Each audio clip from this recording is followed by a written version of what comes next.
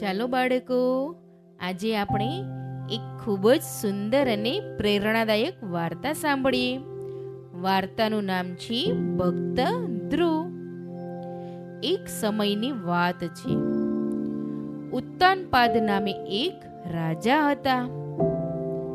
એ રાજાની બે રાણી. એક રાણીનું નામ સુનીતિ. સુનીતિ રાણીના પુત્રનું નામ ધ્રુવ હતું. રાજાની બીજી રાણી સુરુચિ રાણી. તેમના દીકરાનું નામ ઉત્તમ હતું. એક દિવસ આ નાનકડો ધ્રુવ દોડતો દોડતો આવી અને પોતાના પિતાની ગોદમાં બેસવા જાય છે.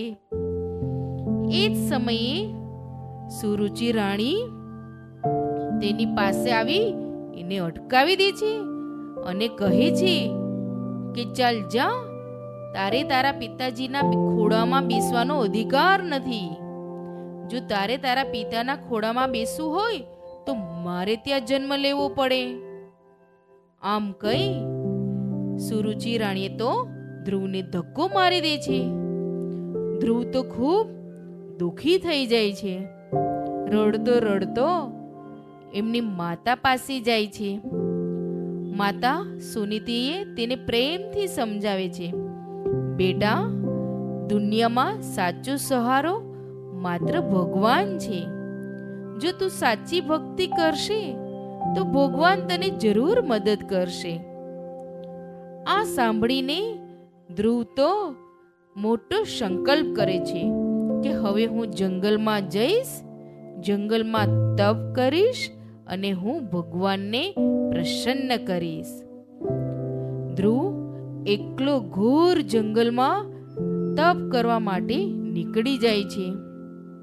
રસ્તામાં એમને નારદ મુનિ મળ્યા. નારદજી ધ્રુવને સમજાવે છે કે અરે બેટા, તું ખૂબ નાનો છે. તપ કરવું કંઈ સરળ નથી. પરંતુ ધ્રુવનો સંકલ્પ અડગ હતો. એની ભક્તિ જોઈને નારદજીએ તેને મંત્ર આપ્યો, ઓમ નમો ભગવતી વાસુદેવાય. ધ્રુવ જંગલમાં એક પગે ઊભો રહીને વર્ષો સુધી તપ કરે છે. ધ્રુવનું આવું કઠિન તપ જોઈને આખું બ્રહ્માંડ હચમચી જાય છે. અંતે ભગવાન વિષ્ણુ ધ્રુવને પ્રગટ થયા અને કહે છે કે ધ્રુવ, તારી ભક્તિ અને તપથી હું ખૂબ ખુશ થયો છું. તને શું જોઈએ છે? તને જે જોઈએ તે હું તને આપીશ. બોલ બેટા ધ્રુવ, તને શું જોઈએ છે? તું જે માંગે તે હું તને આપવા માટે તૈયાર છું. ભક્ત ધ્રુવ તો બે હાથ જોડી ભગવાનને પગે લાગી અને ભગવાનને કહે કે પ્રભુ, મને મારા પિતાનો અને મારી અપરમાનો મને પ્રેમ જોઈએ છે. ભગવાન કહે તથાસ્તુ. આ વાત સાંભળી ધ્રુવની ખુશીનો પાર ન રહ્યો. ભગવાન પાસેથી વરદાન મેળવી એ ઘરે આવવા નીકળ્યો. પોતાના રાજમહેલના પગથિયા ચડતા ચડતા ધ્રુવના દિલમાં આનંદનો પાર નથી. ધ્રુવના માતા પિતા ધ્રુવને જોઈને ખૂબ ખુશ થઈ જાય છે. પિતાજી તો ધ્રુવને ખોળામાં બેસાડે છે અને હેતથી એમને ભેટે છે. અપર માં પણ એને ખૂબ વાલ કરે છે. ઘણા વર્ષો સુધી ધ્રુવે અને તેનો ભાઈ ઉત્તમ સાથે રહીને રાજ કરે છે. ધ્રુવની ભક્તિ અને તપ અમર છે.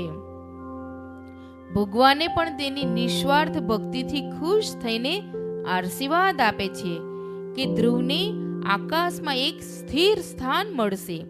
અને આજે આપણે આકાશમાં જે તેજસ્વી તારો જોઈએ છે ઉત્તર દિશામાં, તે ધ્રુવ તારો તરીકે ઓળખાય છે. આજે પણ ધ્રુવનું સ્થાન અવિચળ છે. મિત્રો, સાચી ભક્તિ, દ્રઢ સંકલ્પ અને ધીરજ હોય તો નાનો માણસ પણ મોટી સિદ્ધિ મેળવી શકે છે.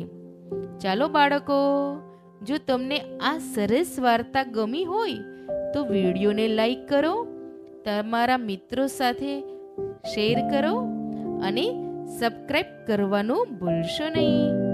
આ બાળ વાર્તાનો ખજાનો. ફરી મળીશું એક નવી વાર્તા સાથે. આવજો.